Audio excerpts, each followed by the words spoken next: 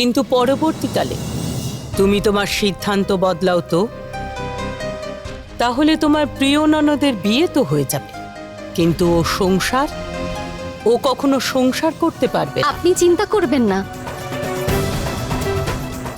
আমি আমার সিদ্ধান্ত বদলাবো না। আমি আপনাকে যে কথা দিয়েছি সেটা আমি অবশ্যই রাখবো।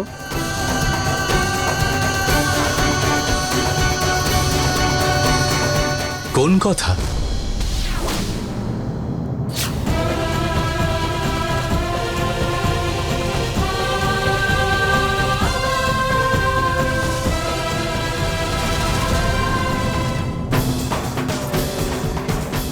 সুমন, তুমি কাকে কি কথা দেওয়ার ব্যাপারে বলছিলে তুমি? আমি জয়ের বড় পিসিকে একটা কথা দিচ্ছিলাম যে আমি ওনার বলা কথা মেনে নিয়েছি। কি বলেছেন উনি? কিসের রাজি আছো? এইটাই যে আমি ওনাকে কোনো অভিযোগের সুযোগ দেব না। কাল তো আমাদের বাড়িতে অনুষ্ঠান, তো আমি ওনাকে কথা দিয়েছি যে আমি কালকের অনুষ্ঠান খুব ভালোভাবে সাজাবো। এমন অনুষ্ঠান উনি আগে কখনো কোথাও দেখেননি। তা তো ঠিকই, আর আমার পুরো বিশ্বাস তুমি যখন কথা দিয়েছো তখন তুমি কথা নিশ্চয়ই রাখবে। তুমি যে দায়িত্বই নাও সেটা তুমি পুরো দায়িত্বের সাথেই পালন করো। আর সুমন, ওই হলুদের দিনের ফাংশনেতে তুমি খুব ভালো ডান্স করেছিলে, তাহলে তুমি কালকেও কি করবে? প্লিজ। হ্যাঁ হ্যাঁ কার্তিক, নিশ্চয়ই করব।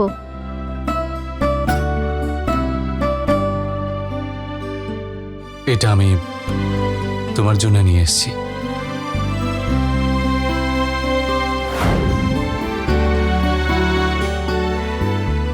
আমি জানি যে তুমি নেকলেস খুব ভালোবাসো, আর নেকলেস পরে তোমায় যতটা সুন্দর দেখায় সেটা আমার ভালো লাগে।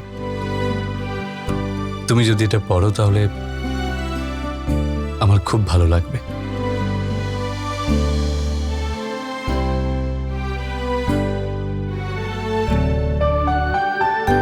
তুমি পরবে তো?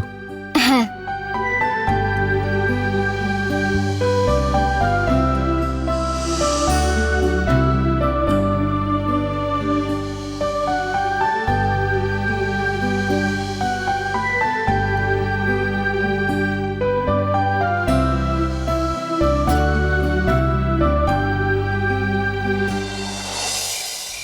সুমন আমাদের তন্ময়কে বিয়ে করতে রাজি হয়েছে। আমার তো বিশ্বাসই হচ্ছে না যে আমার তন্ময়েরও বিয়ে হবে। আমার তন্ময়ও বর সাজবে আমারই জন্য। তন্ময়ের জীবন থেকে সমস্ত খুশি হারিয়ে গিয়েছিল। আমাদের সবার মধ্যে থেকেও কতটা একলাও। আমি আরো একবার তন্ময়ের সমস্ত খুশি ফিরিয়ে দেব। আজ আমার মন থেকে অনেক বড় বোঝা নামলো।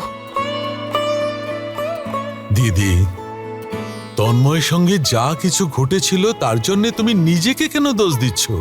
তাতে তোমার কোনো দোষ ছিল না। না ধনরাজ, সেটা শুধু আমার ভুলেই হয়েছে। সেই দিন না আমি তন্ময়কে মন্দিরে নিয়ে যেতাম, না ও আমার চোখের আড়াল হতো, আর না ওই অঘটনটা ঘটত। আমি যদি তন্ময়ের খেয়াল রাখতাম তাহলে ও গাড়ি চালাতো না, আর ওই অ্যাক্সিডেন্টও হতো না। তন্ময়ের কণ্ঠস্বর যেত না। আর সেই সময় ওর মাত্র 13 বছর বয়স ছিল, গাড়ি চালাতেও পারতো না। আজ আজ তন্ময়ের যা হয়েছে তার জন্য সম্পূর্ণ আমি দায়ী, শুধুই আমি। এইসব আমারই অন্যমনস্কতার জন্য হয়েছে দিদি। পুরনো কথা মনে করে কেন দুঃখ পাচ্ছ? হ্যাঁ দিদি, এখন তো তন্ময়ের জীবনে সমস্ত খুশি ফিরে এসেছে। তুমি তো সুমনকে তন্ময়ের জীবনের সঙ্গে বেঁধে দিতে চলেছ। এখন তো তন্ময় সুমনের মুখ দিয়ে কথা বলতে শুরু করবে। দিদি, জয়কেও তো সুমন আর তন্ময়ের সম্পর্কের ব্যাপারটা বলতে হবে। না ধনরাজ, এখন জয়কে কোনো কথা বলবে না। তুমি শুধু জয়কে গিয়ে এটা বলো যে ওর আর কাঞ্চনের বিয়েতে আমার কোনো আপত্তি নেই। সুমন, সুমন, ও সুমন,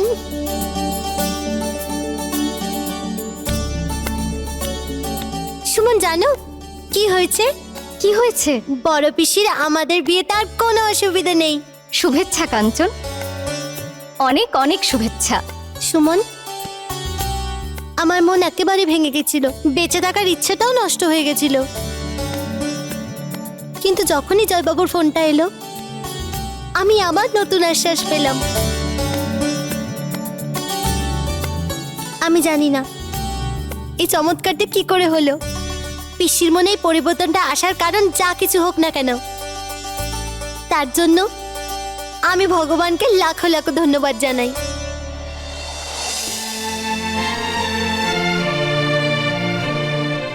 তুমি ঠিকই বলেছিলে, সব ঠিক হয়ে যাবে। আমার খুশি তো আমি আবার ফিরে পেয়েছি। তোমার আর কার্তিক দাদার মিলনের পালা। তুমি আমার বিয়ের জন্য এত কিছু করছো, দেখো যখন তোমার আর কার্তিক দাদার বিয়ে হবে তো আমিও কোনো অভাব রাখবো না। খুব ভালো হতো যদি আমরা দুজন সারা জীবন একসাথে থাকতে পারতাম।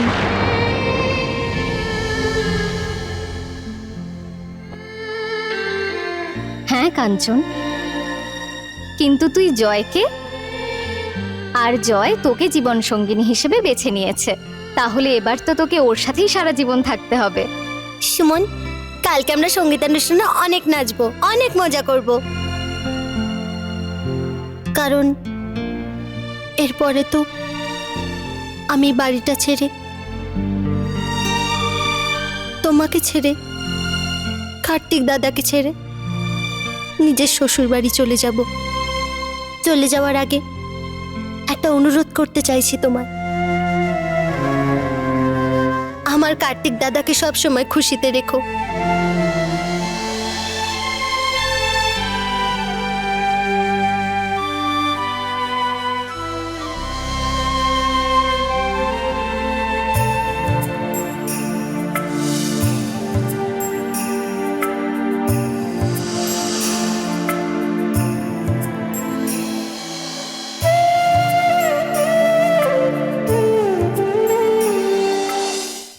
না মা, না, তোমার বাবা তোমার চোখে জল একদমই দেখতে পারে না। আমি তো বলেছি তোমায়, আমার মেয়ে তার সুখ সত্যিই ফিরে পাবে। ছোটবেলা থেকে আজ পর্যন্ত তুই যা চেয়েছিস, যখন চেয়েছিস, তুই পেয়েছিস। আমি সব সময় তোর সব ইচ্ছে পূরণ করেছি, তাহলে তোর এই কার্তিককে বিয়ে করার স্বপ্নটাও অবশ্যই পূর্ণ হবে। কিন্তু বাবা, আমার খুব ভয় করছে, যদি যদি সুমনকে তুমি যে কথাগুলো বলেছো না শোনে তাহলে। মা, নিজের বাবার উপর একটু ভরসা রাখ। তুই একদমই মিথ্যে ভয় পাস না।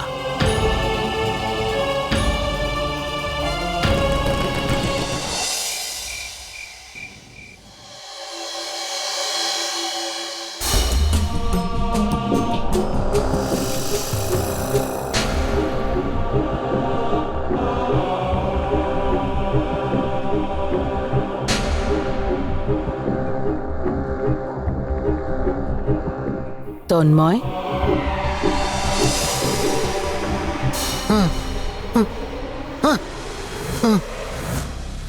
তন্ময়, কি ব্যাপার? তুমি এত রেগে আছো কেন? তন্ময়,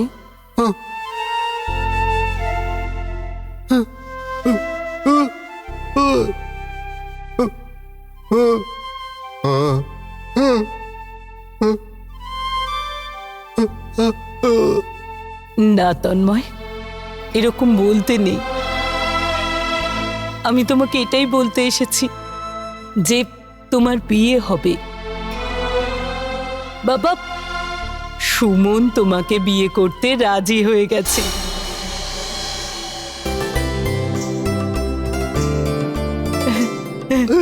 হ্যাঁ বাবা, বাবা সুমন রাজি হয়েছে।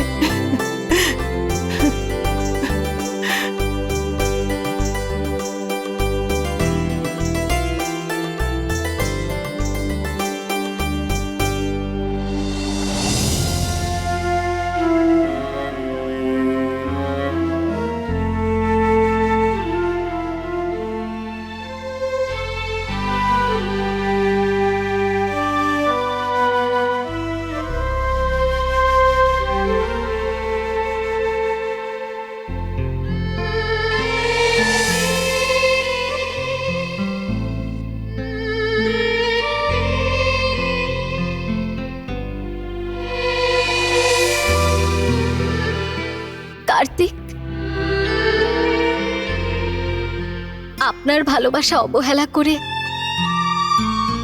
আমি আমার জীবনের এই সিদ্ধান্তটা কেন নিলাম সেটা হয়তো আপনি কখনো বুঝবেন না। আমার এই সিদ্ধান্তের কারণ আমি আপনাকে কখনো বোঝাতেও পারবো না।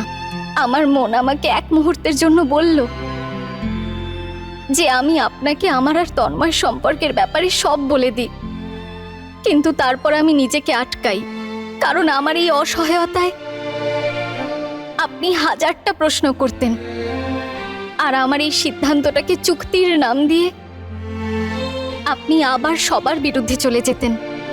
আমি যদি কাঞ্চনার আর জয়ের বিয়ে ভাঙার কথাটা বাড়িতে সবাইকে বলে দিতাম,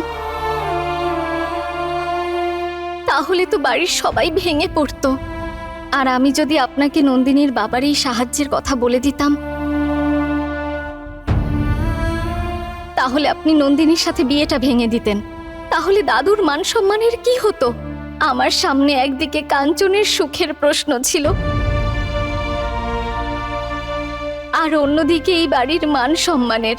আর এই দুটো বিষয় আমার কাছে আমার প্রতিটা সুখের চেয়ে বড়। এই জন্যে আমি আমার সুখ ভুলে গেলাম।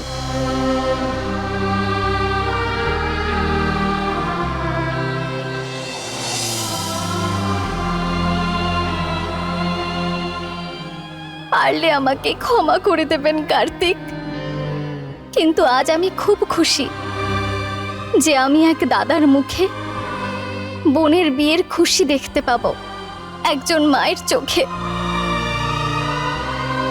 মেয়ের বিদায় হওয়ার চোখের জলের সাথে আনন্দের জলও দেখব। কাঞ্চনের পালকি একবার ওই শ্বশুর বাড়িতে পৌঁছে যাক, তারপর আমি আপনাকে সব বলে দেব কার্তিক, আপনাকে সব সত্যি কথা বলে দেব। আমি জানি সত্যিটা জানার পর আপনার আমার উপর খুব রাগ উঠবে, কিন্তু আমি আপনার এই রাগের কারণই হতে চাই। কারণ এখন আমি চাই আপনাকে ভালোবাসার অধিকার শুধু নন্দিনীর থাকুক। আমি এখন এই বাড়িতে শুধু কয়েকদিনের অতিথি। এই বাড়ি থেকে যেতে যেতে আমি আপনার ঘৃণার পাশাপাশি আপনার ভালোবাসার স্মৃতিগুলোও মনের মধ্যে যত্ন করে নিয়ে যাব। আমি ওই স্মৃতি নিয়েই ভালো থাকব।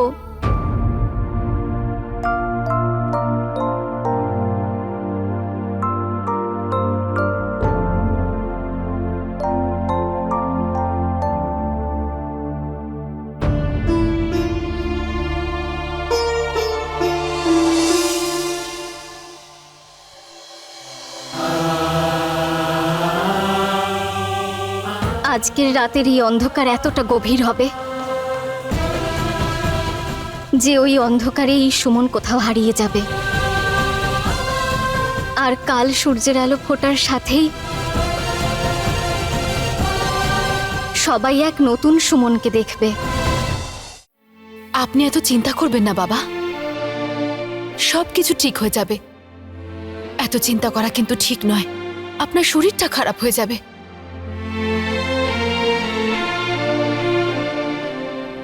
বৌমা, কার্তিককে নন্দিনীকে বিয়ে করার জন্য রাজি করাও। তোমাকে যা করতে হয় তাই করো, ওকে রাজি করাও। কারণ আমি জানি না ওর এই না বলার যে কি পরিণতি হবে। না না বাবা, এরকম কিচ্ছু হবে না। কাঞ্চনের বিয়েটা একবার হয়ে যাক, তারপর আমি দেখছি কার্তিক নন্দিনীকে কি করে বিয়ে না করে থাকে। খুব জেদি হয়ে গেছে ও, বড়দের কি সম্মান পর্যন্ত করে না। ও যদি এরকম হয়ে থাকে তাহলে আমিও কিছু কম নই।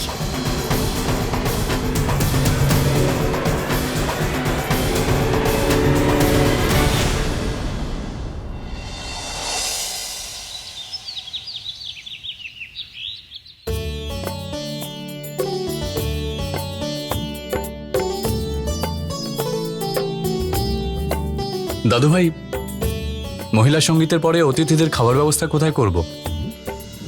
আমাকে জিজ্ঞেস করার কি দরকার আছে বাবা? যা মনে হয় তাই করো। সব সিদ্ধান্ত তুমিই তো নাও, এই সিদ্ধান্তটাও নিজে নিতে পারো।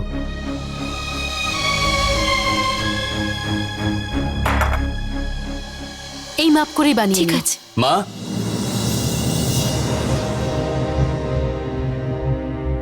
মা, ওই মহিলা সঙ্গীতের পরে অতিথিদের খাবার ব্যবস্থা কোথায় করব?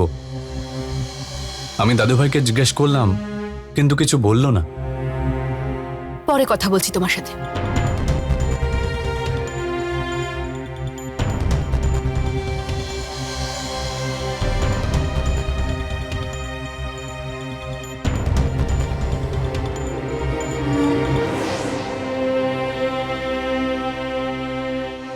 দাদা,